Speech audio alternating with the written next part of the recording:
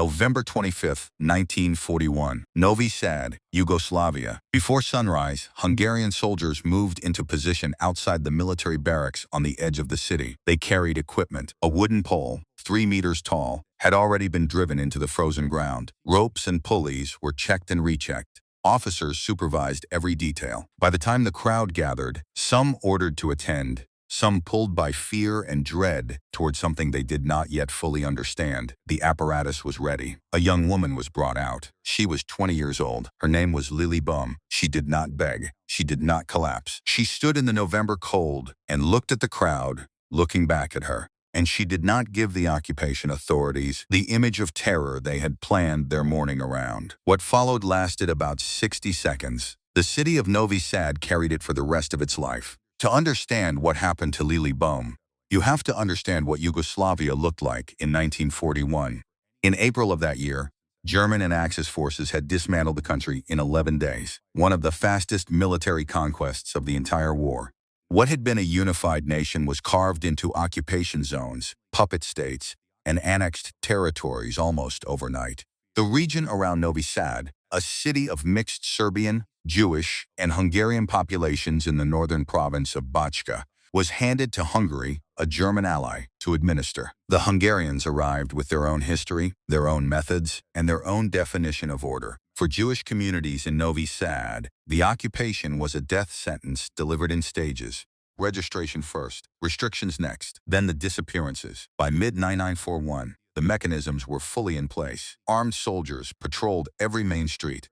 Informants moved through neighborhoods reporting on neighbors. A careless word spoken to the wrong person in the wrong place could end with soldiers at your door before morning. Most people adapted. Most people lowered their heads and tried to survive another week. Lili Böhm made a different decision. She had grown up in Novi Sad, inside the Jewish community, a city that before the war had been known for its cultural life, its educated population, its mix of languages and traditions. She was young, just entering adulthood, in a world that was methodically destroying every future it had once seemed to promise. She joined the Young Guards, a Jewish youth organization that under occupation had evolved from a social and cultural group into something else entirely. Resistance, active, organized, dangerous resistance against the Hungarian forces controlling their city. Members of the network carried weapons. They organized clandestine cells. They carried out sabotage operations against occupation infrastructure, disrupting the machinery of control that was tightening around their community with every passing month. Lili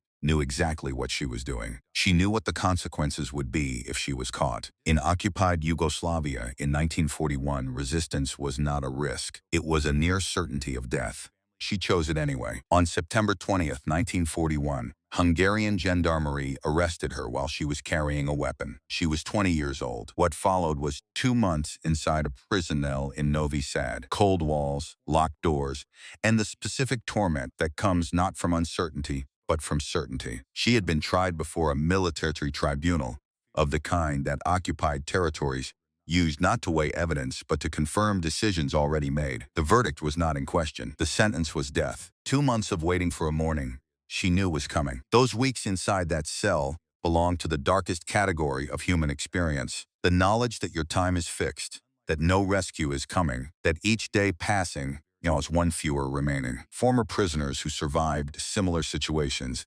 described the mental discipline required simply to remain functional, to eat when food came, to sleep when the body demanded it, knowing that the same authorities who locked the door each night had already signed the document ending your life. Lili Böhm spent 67 days in that cell. Then November 25th arrived. The occupation government had chosen the method deliberately. Pole hanging, a form of execution with roots in the Austro-Hungarian Empire, was selected not for efficiency, but for impact. The condemned was secured to a vertical pole by a chest harness, with ropes running through pulleys attached at the top and bottom. When the harness was released, the body dropped a short distance while the executioner attempted to force the head sharply sideways to break the neck. Executioners described it as quick, as humane, as more merciful than a conventional gallows. It frequently was not. When the neck did not break cleanly, and it often did not, what followed was slow strangulation in full public view. The body visible, the struggle visible, every second visible to the hundreds of people who had been brought to the barracks grounds to watch. That visibility was the entire point. Occupation governments across Europe in 1941 had learned that military force alone could not guarantee control. Fear was more efficient. And fear spread fastest when ordinary citizens were made to witness what resistance cost. When they carried the image home in their own memory and felt it every time they considered speaking out or helping someone in danger. Lili Böhm's execution was designed to be that image. Witnesses who were present that morning described the same details consistently across the years that followed. The crowd standing in the cold, the soldiers positioned around the perimeter, the young woman brought out and secured to the pole, dressed, composed, not giving the authorities the visible breakdown they had perhaps expected from someone 20 years old, facing the last minutes of her life. The execution lasted approximately 60 seconds. After it was over, the authorities left her body suspended on the pole for several hours. This was not oversight. It was the final piece of the message. Make sure every person who passed that spot understood what they had seen and why it had been arranged for them to see it. What the Hungarian military commanders who planned that morning could not have predicted. What occupiers operating on pure calculations of fear rarely anticipate was the nature of what they actually created. Lili Böhm's execution did not extinguish resistance in Novi Sad. It deepened it. The image they had staged as a warning became something else in the memory of the people forced to watch. Not an advertisement for submission, but a permanent record of what the occupation was willing to do to a 20-year-old woman who had decided her community was worth fighting for. Yad Vashem, the World Holocaust Remembrance Center, records her name in its permanent archive, November 25, 1941. Novi Sad, Yugoslavia. The hanging of Lili Böhm and other Jews by the Hungarian army. Her name is documented. Her date is documented. What she chose and what it cost her is documented. In January 1942, just weeks after her execution, the same Hungarian forces that had staged her public death carried out a massacre along the frozen Danube River. Thousands of Jewish and Serbian civilians were shot, pushed through holes cut in the ice, drowned in water that reached temperatures of -29 degrees Celsius. The Novi Sad raid, as it came to be known, killed between 3,000 and 4,000 people in 4 days. The occupation government that executed Lili Böhm publicly to frighten a city into silence was already planning something far larger and far more hidden. After the war, the commanders responsible for these crimes were tried in both Hungary and Yugoslavia. Several were sentenced to death and executed.